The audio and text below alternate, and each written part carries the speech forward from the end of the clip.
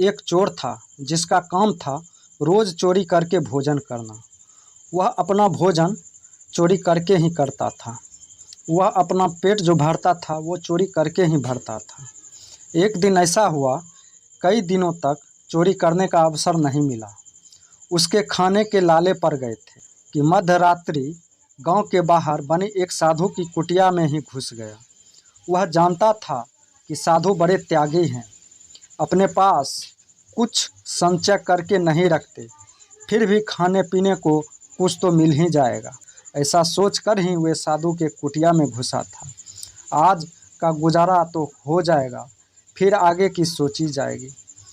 चोर कुटिया में घुसा ही था कि संजोगवश साधु बाबा लघु शंका को बाहर निकले थे। चोर से उसका सामना हो गया। साधु उसे देखकर पहचान गए, क्योंकि पहले कई बार देखा था, पर उन्हें यह नहीं पता था कि वह चोर है।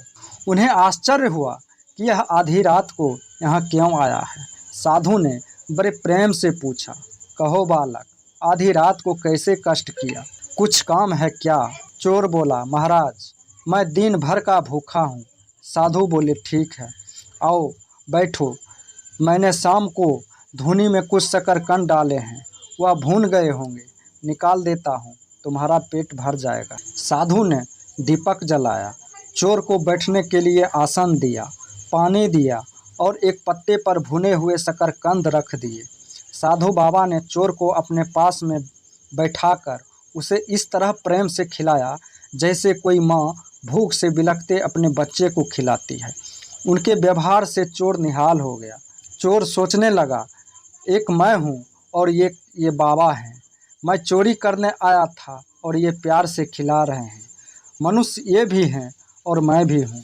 मनुष्य में बुरी के साथ भली वृत्तियाँ भी रहती है जो समय पाकर जाग उठती। जैसे उचित खाद पानी पाकर बीज पनप जाता है, वैसे ही संत का संग पाकर मनुष्य की सद्वृत्तियाँ लहलहा उठती है।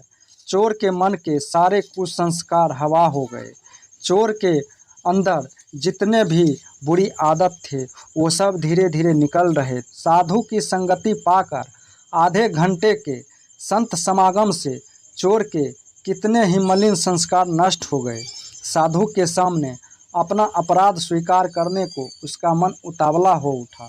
फिर उसे लगा कि साधु बाबा को पता चलेगा कि मैं चोरी की नीयत से आया था तो उनकी नज़र में मेरी क्या इज्जत रह जाएगी। क्या सोचेंगे बाबा कि मैं कैसा पतित प्राणी हूँ जो मुझ संत के यहाँ चोरी करने आया। लेकिन फिर सोचा, साधु मन में चाहे जो समझे, मैं तो इनके सामने अपना अपराध स्वीकार करके प्रायश्चित करूँगा। दयालु महापुरुष हैं, साधु महापुरुष होते हैं, वे दयालु होते हैं, वे मुझे अवश्य माफ़ कर देंगे, ये मेरा अपराध अवश्य क्षमा कर देंगे। संत के सामने प्रायश्चित करने से सारे पाप जलकर राख हो जाते हैं।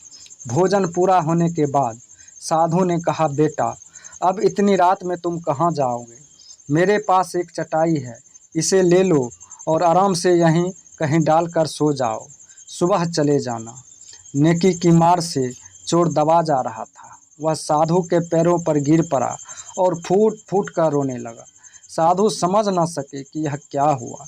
साधु ने उसे प्रेम पूर्वक उठाया, प्रेम से सिर पर हाथ फेरते हुए पूछा, बेटा क्या हुआ? रोते रोते चोर का गला रुंध गया था। उसने बड़ी कठिनाई से अपने को संभाल कर कहा, महाराज, मैं बड़ा अपराधी हूँ। साधु बोले, भगवान सबके अपराध क्षमा करने वाले हैं।